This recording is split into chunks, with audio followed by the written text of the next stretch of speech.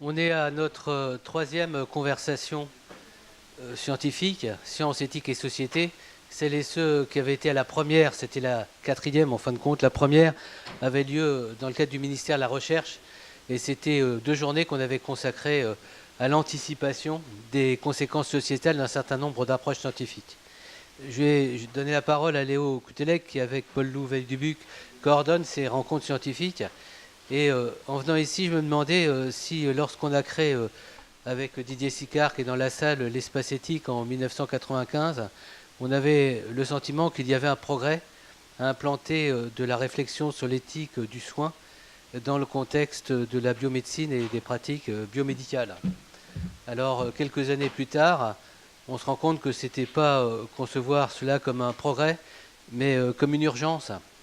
Et aujourd'hui, on voit à quel point on est confrontés les uns les autres à des défis.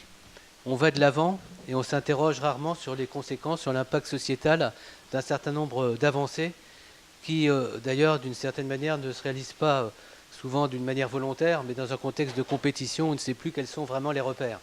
Et donc, depuis quelques années, Léo et Paul-Loup ont développé à l'espace éthique un séminaire pluridisciplinaire de réflexion qui associe les scientifiques, les épistémologues à une réflexion sur comment penser demain et au nom de quel argument, de quelle valeur proposer non pas des régulations, puisqu'on est dans un contexte où tout s'est dérégulé, mais en tous les cas des questionnements.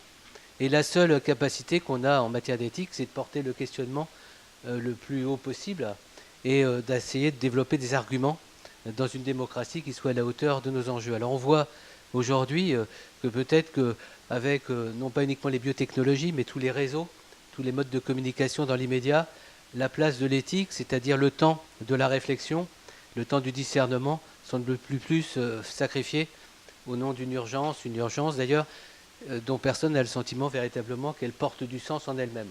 Voilà, c'était un peu les questions de départ qu'on voulait poser aujourd'hui. C'est la question de la limite.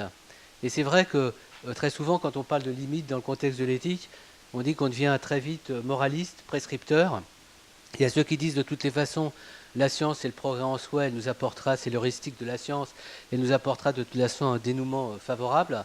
Et dans le contexte actuel, on ne peut plus se permettre véritablement de réfléchir aux conséquences. Qu'il faut, c'est développer, encore une fois, dans un contexte de compétition où c'est beaucoup plus des enjeux financiers que véritablement des enjeux éthiques et moraux qui prédominent. On peut se demander in fine ce qu'en sera du politique, c'est-à-dire de la démocratie. Dans un contexte de dérégulation, on a vu quand même, et ça nous a assez frappé sur aussi des études ou des observations qu'on fait, l'impact des GAFA, notamment en matière de politique. Quand on sait aujourd'hui comment une élection dans une démocratie se fait, on peut être inquiet sur la réflexion et j'allais dire sur la vulnérabilité et peut-être d'une certaine manière la pauvreté d'une réflexion éthique qui suit avec beaucoup de résolution, mais souvent qui suit un phénomène qui l'accompagne. Et on voit qu'on est beaucoup plus souvent dans une éthique palliative que dans une éthique résolue avec des valeurs fortes qu'on peut aujourd'hui affirmer qui sont encore audibles. Et on le dit souvent à l'espace éthique, peut-être qu'on fait partie encore des gens qui, dans quelques années, n'auront même plus une justification à développer des réflexions éthiques. Je dis devant Sophie Crozier, qui vient de se voir confier la réflexion, en tous les cas la coordination de l'éthique à la PHP.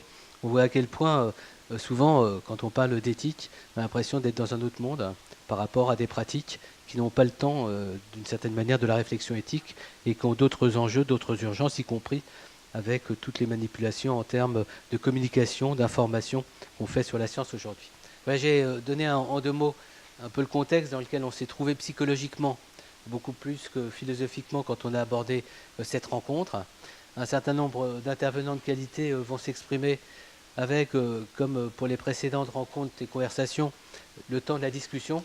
Je donne de suite la parole à Léo en le remerciant. Vous pouvez déjà l'applaudir dès le départ. C'est pas si évident de réaliser une journée, de mettre en place un dispositif comme il l'a fait. Merci.